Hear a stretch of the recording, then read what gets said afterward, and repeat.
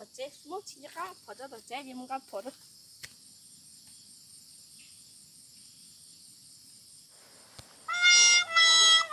đi tàu đi rồi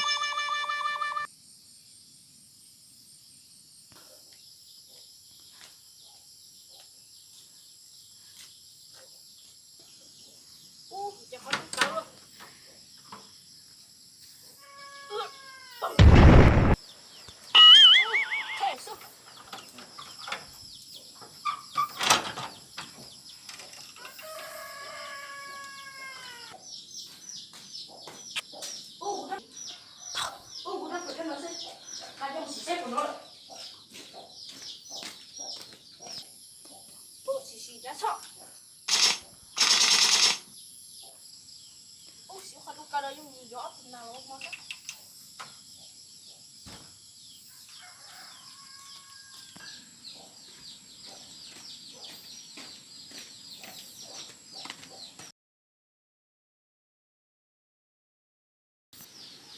还是我老哥喜欢说噻，帮我走。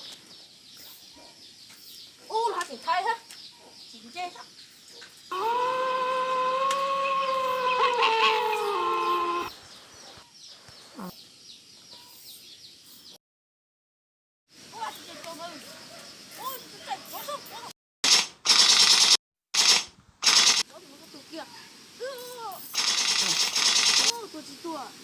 这样那这有大事的。不接。我刚才又多是这些大事。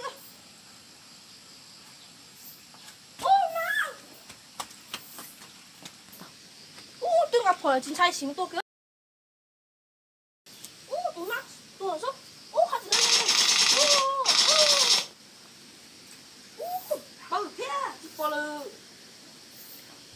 Nó thế, chỉ tao lùm xem.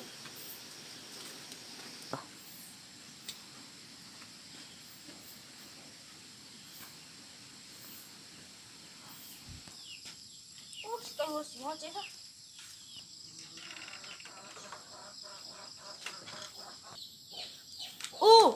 Cậu quá chị nè. Cô tôi thấy con à. Chỉ có con một đá chị mà. Cũng do nó cũng xe. Rồi. Nó là gió nói mà thả xe. Người ta cũng có một bỏ cái tụi chó tụi nặng dao. Ấy có tua chị tua đó. Cũng cho tua ra như nào xe đi lắm.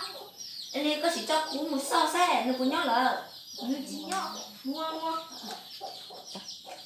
Cho con một xe. Mua.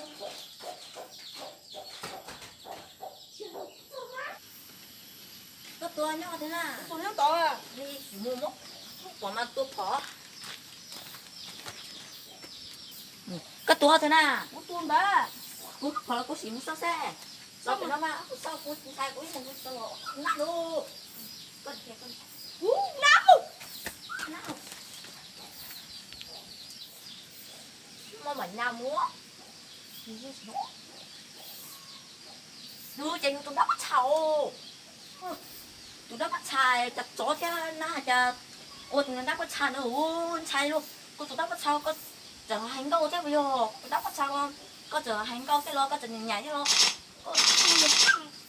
Thằng một cái bó lá gì. Bó nào mua.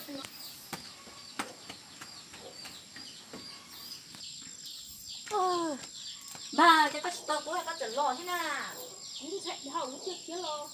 Con nào có kia lò nó cũng là ô chị tụi đã có chăn nào trở ra hành đâu có chắc muốn chai chính chai nhảy rồi mua chắc cũng mất to cái cỏ chính ra ơi chai chào chè chỉ có một chè rồi mua đấy một chè chính nhất là chè hàng giống tỏ mua Tôi sẽ tung nó thì thay nó. Còn cái thì cho chị nhặt cái sự. Một chế sao?